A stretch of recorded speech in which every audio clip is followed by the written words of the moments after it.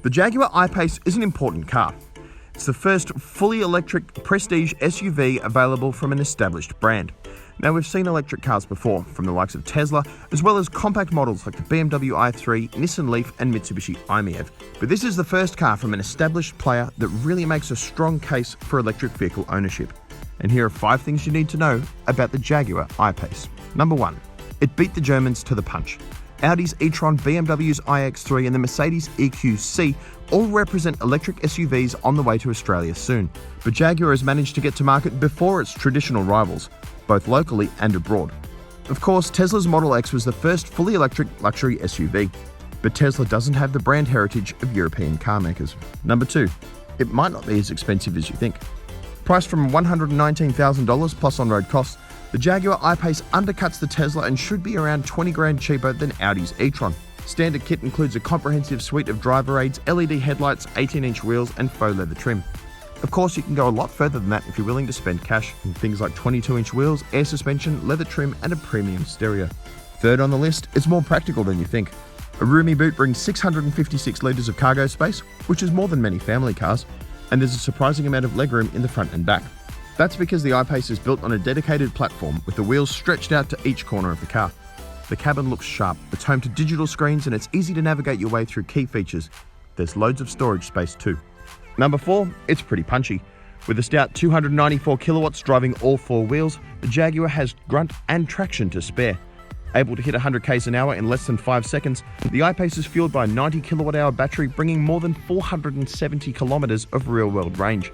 That said, the Jaguar is very slow to charge at home, unless you spend a couple of grand on a charging box that allows you to put around 35 kilometers per hour on charge into its battery. Number 5, the Jaguar is great to drive. The I-Pace is an electric car, which means it has torque on demand. So if you put your foot down, there's a really rapid response. Just throws you back in the seat and launches forward with no hesitation whatsoever. Always a great feeling. Earlier on, we were driving a car with air suspension and 22-inch wheels. Now, 22-inch rims usually makes for a fairly brittle ride on broken surfaces, but that wasn't the case. The car had heaps of compliance from its air suspension that really does comfort you on the road.